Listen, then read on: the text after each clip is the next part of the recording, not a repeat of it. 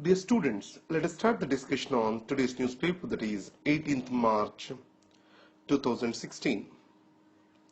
The first article is related to the Aadhaar and the concerns related to right to privacy and the amendments proposed to it in Rajya Sabha and why it shall not be introduced as a money bill. These are the three things discussed today. The Aadhaar is violative of the right to privacy. So in this article, Ms. Chinmayi Arun argues that, according to Navi Pillai, she has given in a paper on privacy in the digital era. In this paper, she has argued about two important requirements. There has to be an external oversight in the procedural safeguards, and remedies shall be available to the citizens. The oversight and remedies. Both the things are absent in the case of Aadhaar bill in India. So there is no external oversight. So in this case, Jairam Ramesh, the opposition leader in Rajya Sabha, has proposed for the oversight by the CAG or by the CVC. But the government did not agree to this. Now there is no access to justice for the citizens who have the grievances. Now a citizen who has the grievance with regard to his information, he has to access the UID, and this UID has to access to the courts. There is no direct access to the courts in this case. So what the Jairam Ramesh was talking about, providing a direct access to the citizens. The third important clause is about national security. In the light of national security, a joint secretary can request for the information to Aadhaar, and any citizen has objection to this, then citizen has to go to the UID, and UID has to contest that in the court of law. And second is, a district judge can authorize for the release of the information. So these are the two exceptions. In this case, what the Jairam Ramesh proposed is, the word national security, which is too wide, has to be replaced with public emergency or public safety. So the exceptions are being given which can threaten the right to privacy over here. So we know that the right to privacy is very integral to the right to freedom of speech and expression. So this compromise can have many untoward consequences. And the next is, the law do not prohibit the government from taking up or maintaining the database of the citizens with regard to the diverse actions, or it can lead to a massive surveillance. And the second thing is, the law do not prohibit the government from collecting other information, biometric information at a later date. So the opposition argued for the purpose of the law has to be clearly stated, and it has to be confined to that. And there shall not be a open grant or open permission to the state that it can collect any information related to the citizen, which it can use it for any purpose. So because of all these things, it can be argued that the right to privacy can be compromised with regard to the Aadhaar bill. So if you recollect the Zine Rees article 2 days back, what he clearly stated is this. So maximal safeguards, minimal use shall be the guideline for the Aadhaar. And the other way, our Aadhaar bill is built on maximal use and minimal safeguards. Now coming to the revisiting of sedition law. We all know that section 124A is of IPC is been called as violative of the freedom of speech and expression. It defines the sedition as any hatred, contempt, or disaffection towards the government. So this hatred, contempt, or disaffection. So it brings in an award of 3 years of punishment or minimum of 3 years of punishment till up to the life imprisonment. So with or without fine. So these words, hatred, contempt, disaffection, the Supreme Court tried to define them in Kedarnath versus Union of India case. That is Kedarnath versus State of Bihar case. What it said is, any speech has to lead to immediate incitement of violence, or it shall lead to an intention, or it shall have an intention to create a public order, then only it shall be punished. In this case, the government has admitted in the parliament that the definition of the sedition is too broad in India and needs a revision. And added to that, Minister of State for Home, Mr. Riju, has stated the Law Commission did not recommend for the removal of this provision altogether. So in this context, what we can say is this. The sedition law need to be revisited in India for sure. In this article brings in the international comparison. So here, if you take the UK experience, the Thomas Paine article in way back in 1798, it has attracted this particular sedition charges. But after that, it was totally fell into disuse. By 2009, the sedition law is removed from the law books. Now coming to the United States of America, it is a settled thing that only the sedition law will be applied in the extreme cases, which leads to the immediate incitement for unlawfulness. So which leads to an unlawful behavior in the immediate vicinity, then only it can call it as sedition. So but in India, so the wide definition of the sedition, which has led to the misuse of the law by the governments. So it is the time we need to revise this.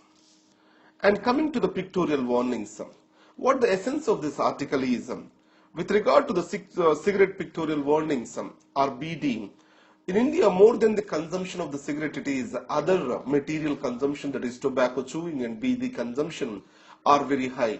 So the pictorial warnings now are confined to the 50%, have to be increased to the 85%. And added to that, these pictorial warnings also shall spread to the BD and other tobacco consumptions. So in this context, if you see the international experience and the studies, the pictorial warnings have a deterrence effect on the consumption of the cigarette and other tobacco products. In this case, the commercial losses and also the farmers' interest cannot be an argument to protect the health of the citizens. And the next is, coming to the medical education. You know that the Medical Council of India is the regulator body with regard to the medical education. Now MCI has many functions, or else overarching functions. It is a regulatory body with regard to the professional standards and also a regulatory body with regard to the medical education is concerned. And it is an advisory body to the government, especially Ministry of Health and Family Welfare, with regard to giving the permissions to the medical colleges and raising the number of seats in medical colleges, etc. So though because of this wide arching powers, there is a lot of corruption, and Mr. Patel was even arrested for the disproportionate assets. In the light of these things, a bill was proposed that is called Bill for National Commission for Human Resources for Health. National Commission for Human Resources for Health. So what this bill proposes is separation of the professional functions or functions related to the professional conduct and medical education. And this medical education will come under the government or a nominated body by the government, and professional conduct will go towards the elected body. As usual, the existing system will continue. So in this context, the Parliamentary Standing Committee, it has given certain sweeping recommendations. It is creating 4 independent boards for performing the 4 different functions. One is related to the replacement of elections with the nomination. The other one is with the medical education. The third one is giving permissions to the colleges. And fourth one related to the registration of doctors, licensing, etc. And along with that, nowadays, the district hospitals are being upgraded and they are being given associated with the medical colleges. So the purpose over here is the newly established medical colleges cannot establish such an expenditure towards establishing the hospital infrastructure. It is decreasing the right to access to the education. So in this context, what it has been said is this particular practice has to be discouraged.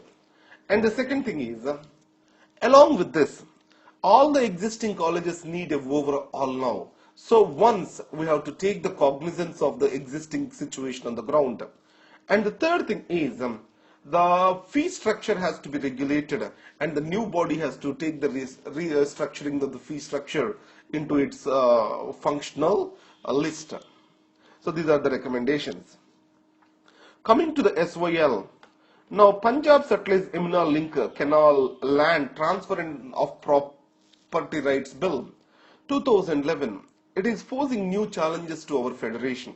Actually, this SYL canal is intended to share waters from Ravi and Beas to the Haryana. So in this context, the present bill provides for the transfer of the land to the original owners, which was acquired previously. So it means that it is keeping a death knell to the existence of very project itself. So in this context, which is damaging the interests of the Haryana, and the Supreme Court has stalled for this project. So it is raising the interstate challenges. If you see the yesterday's Indian Express newspaper by Ashok Khemka's article, what it says is, it is violative of the Article 246 because the interstate river waters, it comes under the union list. So it also violates the reorganization of the Punjab Act. So in this context, the governor is expected to reserve the bill under Article 200 for the president's consideration. Before the governor gave his assent to the bill, already these particular political parties started taking building the political capital on ground by leveling the soil. The Supreme Court has recommended for stopping all the action and maintaining the status quo. Next is the GM cotton. Recently, government has ordered for stopping the, or else for reducing the royalty of the Monsanto, the producer of the GM cotton, to less than 70%, or else it has reduced it by 70%. So in this context, Monsanto has its grievances. Now the reality on the ground is this. The Monsanto's GM cotton seed is responsible for increase in production and profits to the farmers. But however, the prices of the seeds are very high. So the input costs have dramatically increased. But if we see in the long run, the research in the GM crops and other fields, it is mostly taken up by the private enterprises, which are MNCs. So the government, to what extent taking the research into its hands, can substantiate this is a major question. And coming to Sufi meet, Islam as a religion of peace. Try to understand something related to the Sufism in India and Sufi shrines in India for the prelims paper. And coming to Syria, you know that the Quds are the strongest opposition till date against in fight against the Islamic State.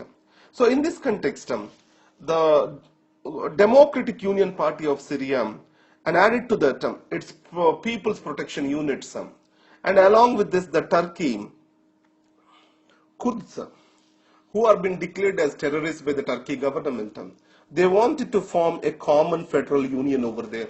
Obviously, it will be opposed by the Turkey, opposed by the Syria, and opposed by the United States and Russia.